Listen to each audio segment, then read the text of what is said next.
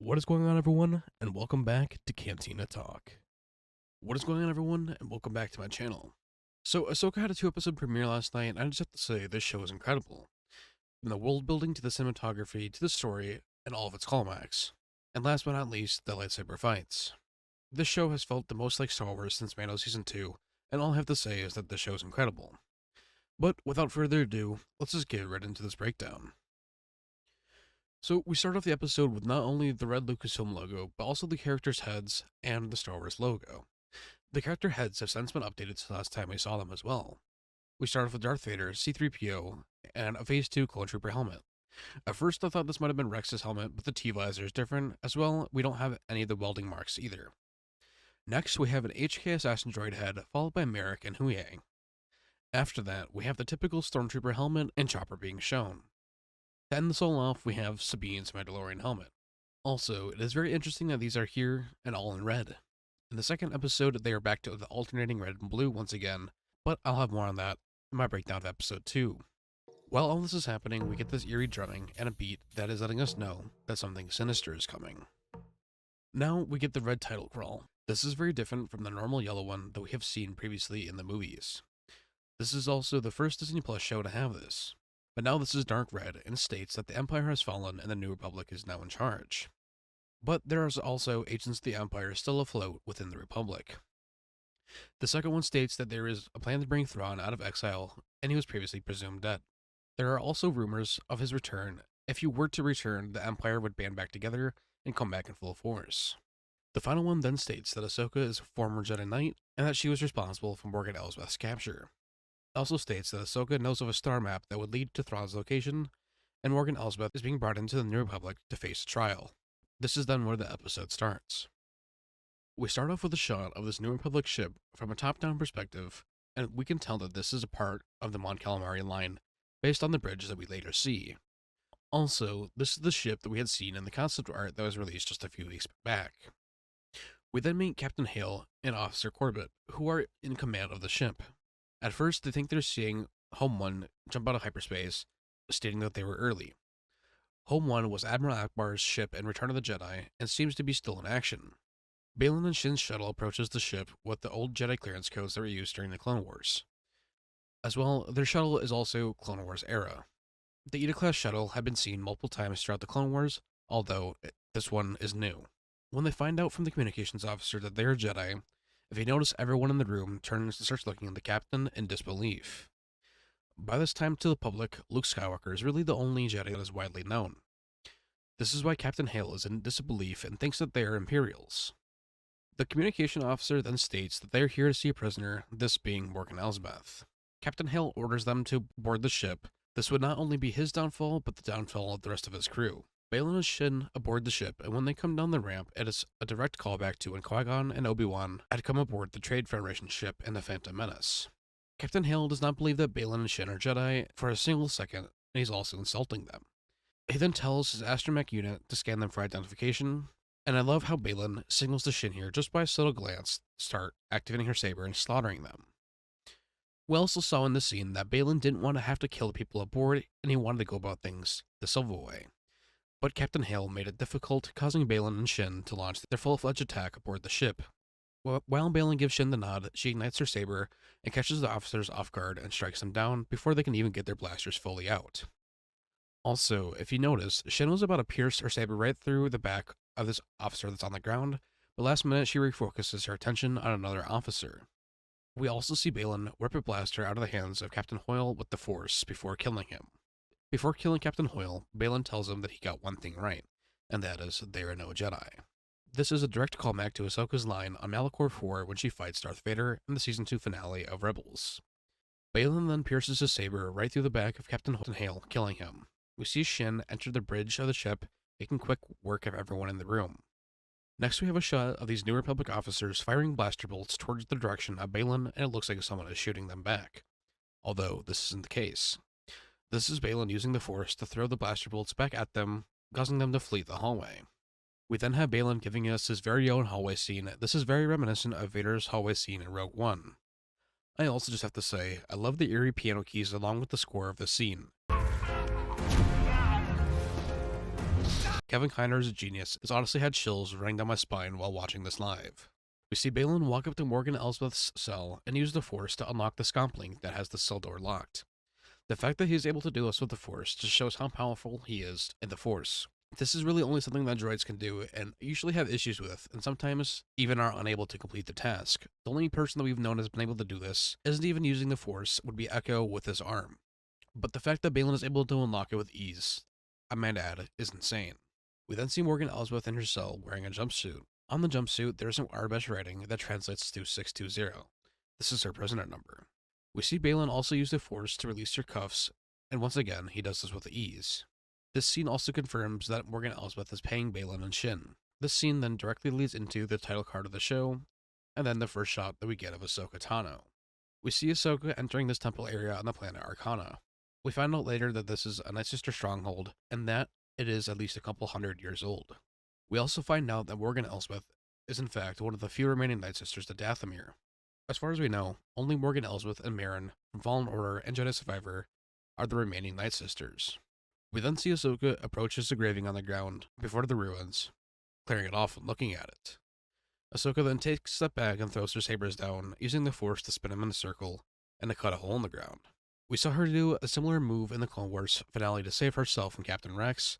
We also saw it in the deleted scene of Revenge of the Sith where Anakin and Obi-Wan had used the same move. Ahsoka then enters the temple and we are greeted with these 3 statues, along with 3 golden orbs. We also see a bunch of engravings on the walls here. These will come into play later on in the episode. Ahsoka stumbles across these 3 podiums and looks like she is using Force psychometry to sense the echo that was previously there. We have most predominantly seen Force psychometry being used by Cal Kestis in Jedi Fallen Order as well as Survivor.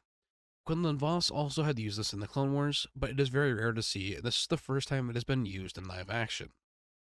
Ahsoka, with the help of the Force, is able to move the top parts of these podiums, and then is able to spin the piece that lines up with the orbs. This feels very similar to the puzzles in Fallen Order that are in the tomb of the ancient Zepho. This was really cool to see, and is definitely a good callback. Once Ahsoka activates all 3 of these podiums, a 4th one rises up with black soil.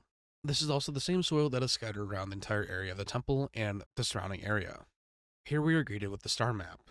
We later find out that the star map leads to the location of Thrawn and Ezra. After Ahsoka finishes inspecting it, she then pulls out her comlink and tries to communicate with Huyang. And if you listen closely here, the comlink sound is the same one that we heard in the prequels that carried over to the Clone Wars and Rebels. Huyang. Ahsoka tries to communicate with Huyang, but he is too far to get a clear signal. Ahsoka then jumps out of the hole in the ground that she had created and is greeted by one of Morgan Elsbeth's HK droids. The HK droid tells Ahsoka to surrender the map to us. This gives away that she is being surrounded, and we can see with the wide-angle shot that there are now 5 droids here. Ahsoka slowly backs up into the hole that she had cut into the ground while the droids are closing in on her. Very quickly, Ahsoka then cuts 3 holes into the ground where the droids were standing, causing them to fall into the temple area. Ahsoka then jumps out and finishes off the last 2 droids with ease. After she does this, she then tries to signal Huyang once again. While this is happening, the 3 droids behind her are climbing out of the holes in the ground, and Ahsoka turns around to see them. There's a severed HK droid head on the ground that tells all the droids to self-destruct. When the droids activate this, an explosive device comes out of their chest cavities and starts a countdown sequence. To me, this is very reminiscent of Predator, and the only thing we're missing here is the menacing laughter. As Ahsoka is fleeing the temple area, we see her T6 shuttle that is being flown by Huyang. Ahsoka has Huyang keep flying low to the ground, and has him lower the ramp due to the explosion starting to gain on her. With this, Ahsoka and Huyang just barely make it out. Really quickly too, I just have to say, this explosion from the 3 droids has to be massive. I don't know which kind of charges they have in there, but if it's able to make this big of a blast radius, it's definitely something really powerful. We are then introduced to Professor Huyang from the Clone Wars, voiced once again by David Tennant, aka Doctor Who, as well as Kilgrave from Jessica Jones. I just have to say, it is great hearing his voice reprising his role once again.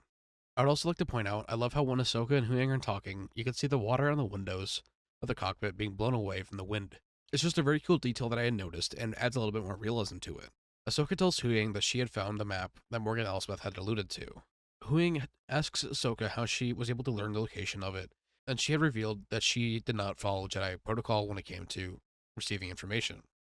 This is implying that she had tortured Morgan Elsbeth into giving her the information before handing her over to the New Republic.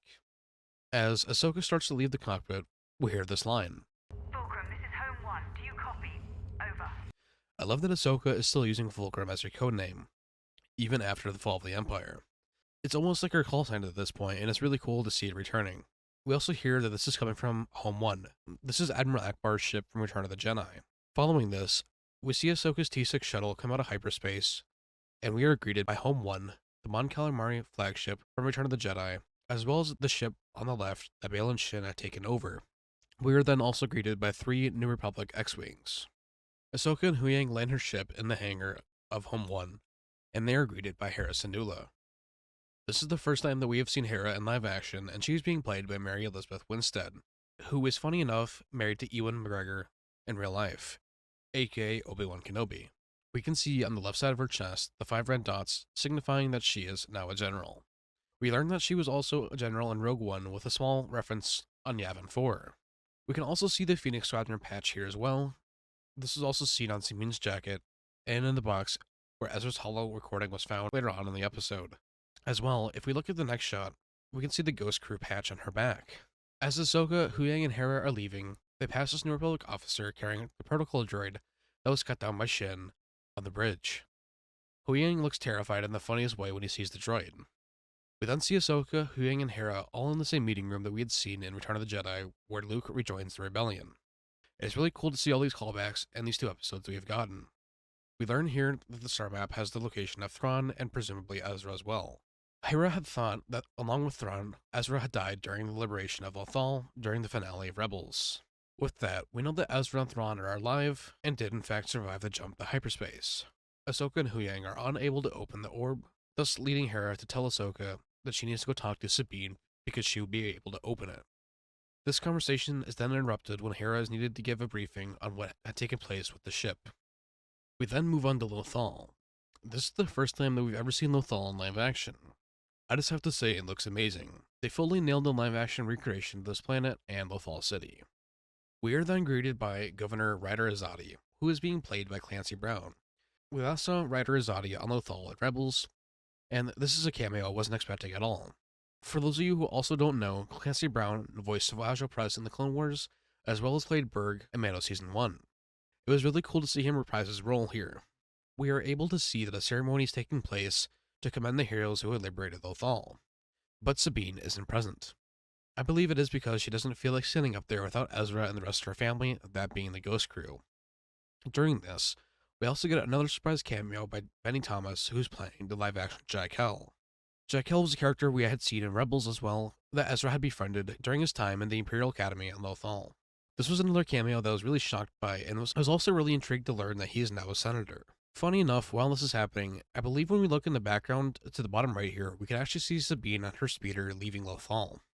Following this, we are greeted with the mural that we had last seen in the epilogue of Rebels in honor of Lothal's heroes once again. We learn that Sabine was supposed to be here and speak during the ceremony, but Ryder Zadi forces Jaikel to cover for him as he sends his security to go look for Sabine. We then finally get the reveal of live-action Sabine being played by Natasha Leobardizzo. We see Sabine leaving Lothal on her speeder while listening to some badass Star Wars rock music.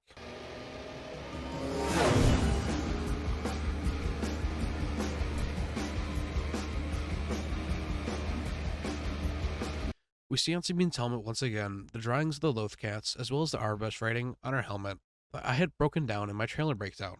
The writing on the helmet translates to Bay Ash B, aka Babe. This just seems very fitting for Sabine in general. We also see on the Lothal Highway some writing on the street signs above her, which one of them translates to Caution, and the other one later translates to Sector 7, which could be a nod to Jason Sedula being Spectre 7, but I believe this is just referring to the area that she is entering once leaving the city. We then see 2 E-Wings that have been recanonized in the show by Dave Filoni. These E-Wings are now in pursuit of Sabine. One of these pilots has the call sign of Spectre 21, and this pilot seems to have history with Sabine. I'm also surprised that they're using the Spectre call sign here, since that was previously only something that the Ghost Crew had used.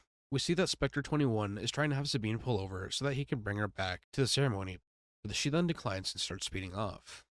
The other E-Wing pilot lands on the road ahead of Sabine and tries to cut her off with a roadblock, but to no avail. Sabine, being Sabine, disengages her speeder, causing it to fall and scrape on the ground, and she uses this to slide underneath the E-Wing. The E-Wing pilot literally loses her shit, calling Sabine crazy for doing this maneuver. We then once again see Spectre 21, and he gives Sabine a subtle nod, letting her know that she is free to go. Sabine replies back with a nod, thanking him. We see Sabine leave the highway at the end. And if you look closely enough, there are the markings and ruins where the old communication tower was in Rebels, before the Grand Inquisitor had it destroyed, and where he captured Kanan Jarrus. We then get a shot of Ezra's old communication tower in Lothal, where he had previously lived. Note that this isn't the same one that I just previously mentioned. This is Ezra's tower, and Sabine is now living out of it. The other one was destroyed in Rebels. We see Sabine enter the top level room, where we are greeted by a number of Easter eggs. The first one is on the bottom right, where we see Ezra Bridger's Scout Trooper helmet. We had seen him use this multiple times in Rebels, so it's really cool to see it back in live action. Also, directly above the helmet is the bag that we see Sabine wear in Episode 2, which is also in the Rebels epilogue. In the top left, we have some Stormtrooper drawings that were there in Rebels, and lastly, we see Sabine's pet Lothcat. I believe that this Lothcat is fully animatronic, besides when it jumps on and off of objects. This Lothcat looks so real, and I love every second of it. We have already seen a live-action Lothcat in Mando Season 1, but that one was fully CGI. Sabine then goes and feeds her cat, but we can see underneath the table a bag that contains all of Sabine's Mandalorian armor, as well as her helmet. This bag of gear is going to be important later on. We see Sabine grab this box out from the floor, and there's the Phoenix Squadron patch that I previously mentioned earlier, as well as the holo communicator that has Ezra's pre-recorded message in it. Sabine then sets down the holo communicator and has it play Ezra's recorded message from the epilogue of Rebels. We then get the live-action reveal of Ezra Bridger, played by Iman Esfandi. And I just have to say, Ezra looks incredible and sounds incredible. Iman Esfandi sounds so much like Taylor Gray's portrayal of the character, I honestly didn't know if Taylor Gray was dubbing over him or not. We see here that Sabine is also drinking as she listens to this message. The only interesting thing here that really threw me off was that Ezra said Sabine was like a sister to him. I could be wrong, but as far as I know, this is new dialogue. I love that we got to see Ezra's pre-recorded message, giving us a callback to his sacrifice at the end of Rebels during the Battle of Lothal. Next, we go back to the planet Arcana, where we see not only Shin, but Morgan Elsbeth. Here, Morgan Elsbeth tells Shin that she is a Nightsister of Dathomir. This confirms not only my theory, but Jar Jar Jargon's theory as well, that she is, in fact, a Nightsister. Shin then calls Morgan Elsbeth a witch, but is quickly corrected by saying she is a survivor. I just love Morgan Elsbeth's perspective on everything that happened with Dathomir, and it's really easy to resonate with. Morgan Elsbeth doesn't believe that she's a witch, she believes that she is a survivor. We also see in the background Balin and Marak walking up here.